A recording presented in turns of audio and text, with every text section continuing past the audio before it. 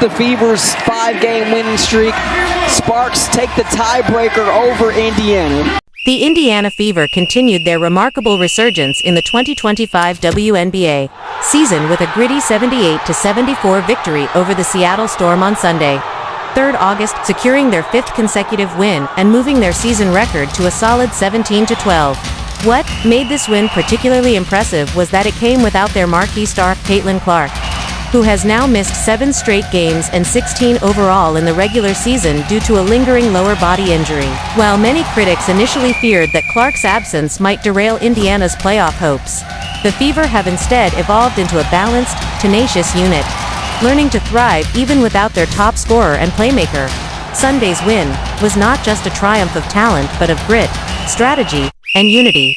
With veteran forward Natasha Howard rising to the occasion in a major way, Howard delivered an inspired performance, finishing with 21 points, 5 rebounds, and 5 assists while shooting a blistering 80% from the field, placing her alongside Fever legend Tamika Catchings as the only players in franchise history to log a 2055 stat line on such elite efficiency. Howard's poise and leadership on both ends of the court have been instrumental in stabilizing the team during Clark's absence, and her ability to score at all 3 levels while defending the paint gave Indiana a crucial edge against a dangerous Seattle squad.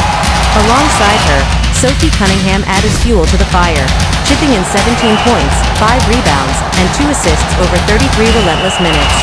Cunningham's intensity, perimeter shooting, and hustle plays helped energize the Fever through several Storm runs. Meanwhile, Aliyah Boston continued to establish herself as the cornerstone of Indiana's front court, producing a double-double with 16 points and 12 rebounds, plus 2 assists. Boston's physicality and presence in the paint were vital, particularly during the closing moments when the Storm made a late push. The synergy between Boston and Howard continues to develop into one of the league's most formidable inside combinations, offering Indiana both offensive versatility and rebounding dominance. The Seattle Storm, falling to 16-13 with the loss, struggled to find offensive rhythm throughout the night. Neko Gumic led the Storm in scoring with 16 points, 3 rebounds, and 3 assists, but was largely neutralized during key stretches by Indiana's tenacious switching defense. Veteran guard Skylar Diggins-Smith did her best to rally the visitors, contributing 13 points, 6 rebounds, and 4 assists, while Gabby Williams and rookie Dominique Malonga both added 12 points apiece. Williams in particular had a quietly effective night, pulling down 9 rebounds and dishing out 5 assists. She also crossed the 700 career rebounds milestone, an achievement that reflects her consistency and all-around impact in the league. Despite the Storm's overall talent and depth, their offense never truly found its rhythm against a locked-in Indiana defense that has noticeably improved over recent weeks. With Clark sidelined, head coach Christy Sides has shifted the team's identity from a fast-paced, guard-driven attack to a more structured, inside-out approach that leans on Boston's post dominance and Howard's veteran savvy. This pivot has also empowered players like Erica Wheeler, Katie Lou Samuelson, and Lexi Hull to contribute in subtle but critical ways, whether through ball movement, spacing, or defensive stops. On Sunday, that collective mentality paid off, as the Fever built a lead early and managed to hold off multiple comeback attempts by the Storm, who entered the game with one of the league's top defensive ratings. Indiana's first quarter burst set the tone for the game, establishing a 20-13 lead thanks to crisp ball movement and high-efficiency looks at the rim. Boston and Howard repeatedly exploited mismatches inside, while Cunningham hit timely perimeter shots to stretch the defense. Although Seattle regrouped in the second quarter, trimming the lead to a single possession by halftime, the Fever never relinquished their composure.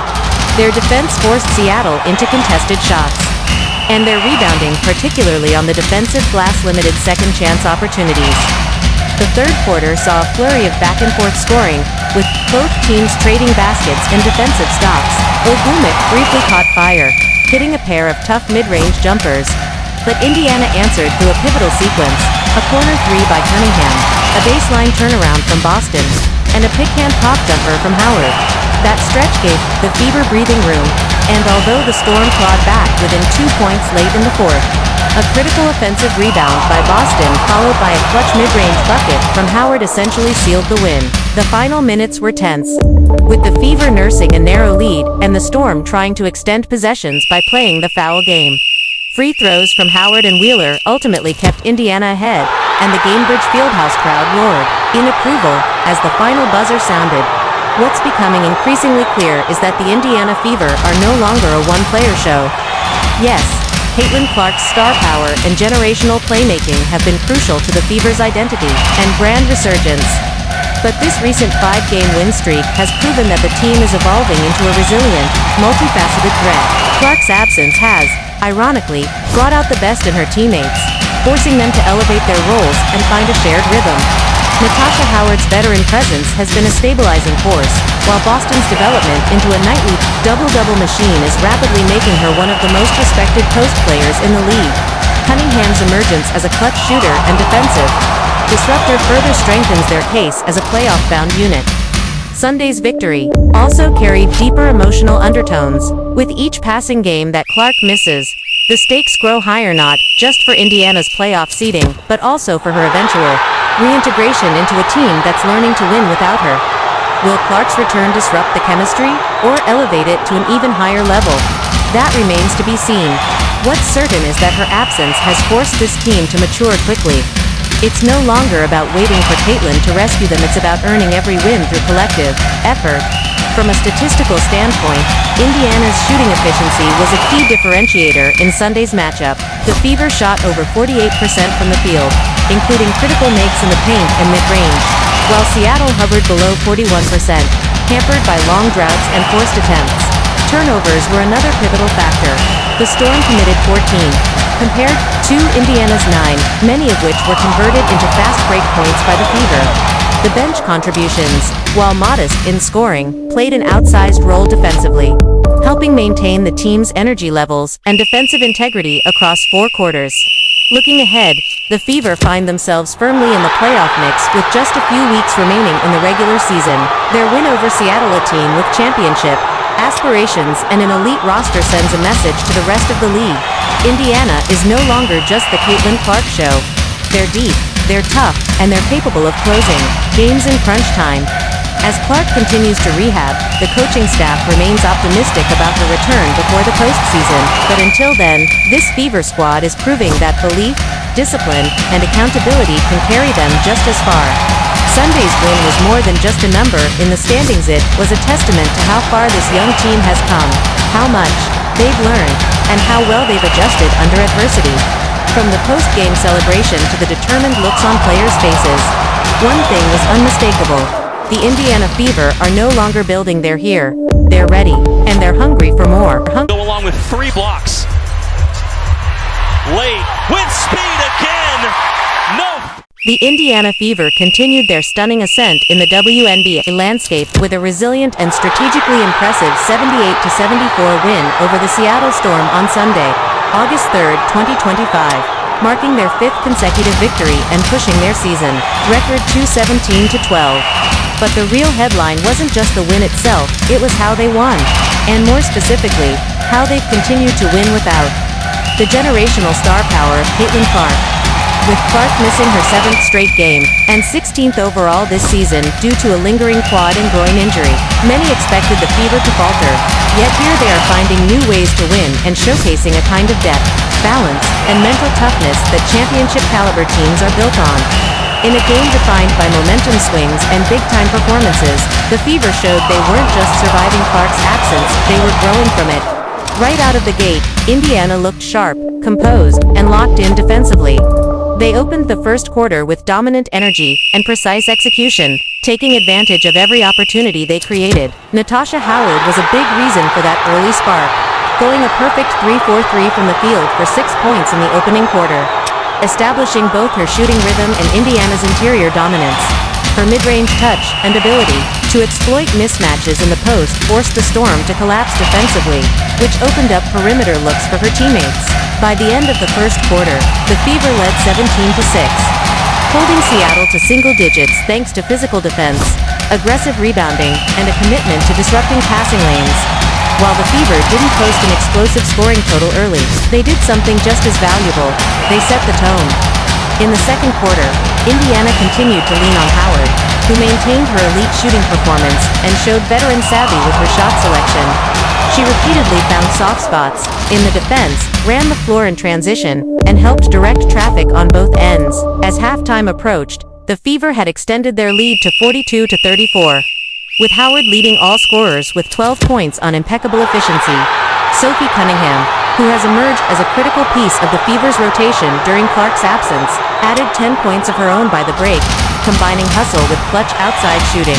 Indiana's bench, while not overwhelming in terms of points, provided important minutes that allowed key starters to stay fresh, something that paid dividends late in the game.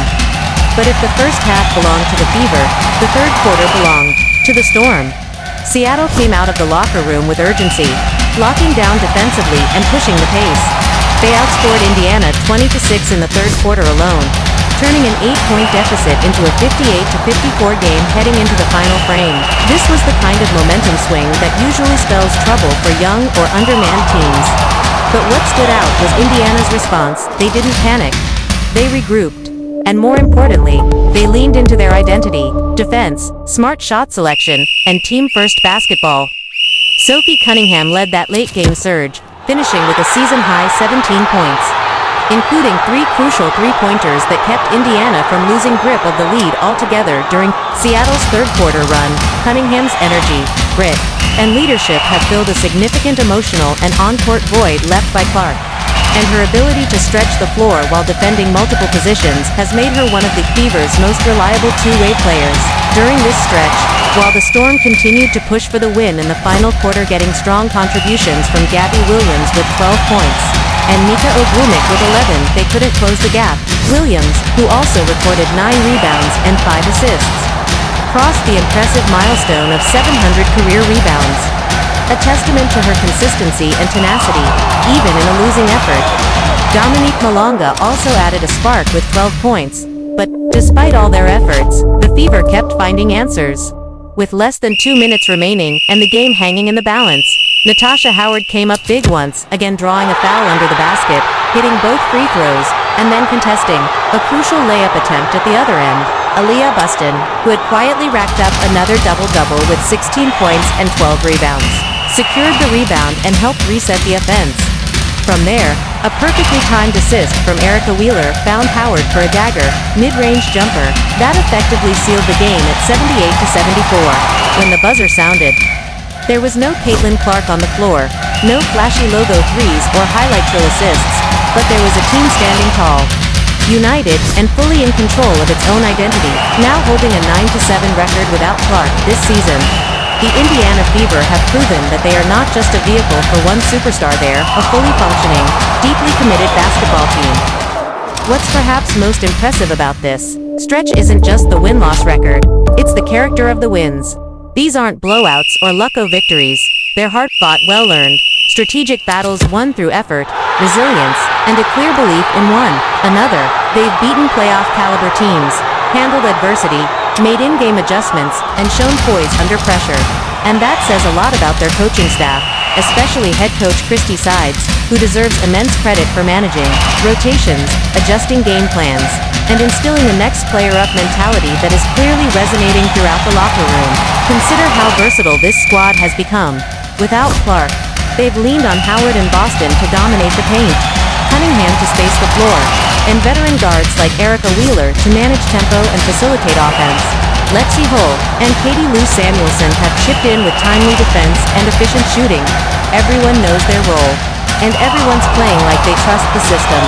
The Fever's current identity is defined by flexibility, toughness, and chemistry. When Clark returns and all signs point to her progressing in recovery, they could easily morph into one of the most dangerous, well-rounded teams in the league. Because now, it won't just be about Clark carrying the scoring load or dictating tempo. She'll be rejoining a team that has discovered itself in her absence, a team that can now stretch defenses in more ways than one, protect the paint with authority, and hold their composure late in games. Think of what happens when you pair Clark's elite court vision with Boston's improved interior footwork and Howard's scoring versatility. Imagine a pick and roll between Clark and Howard, with Cunningham waiting on the wing. That's the kind of nightmare scenario this team is building toward, and they've laid the foundation without their star on the court. And while much of the media continues to frame the Fever's success or failure solely through the lens of Clark's availability, it's becoming increasingly clear that the Fever are rewriting their own narrative. They're no longer just a rebuilding project or a franchise banking on one player.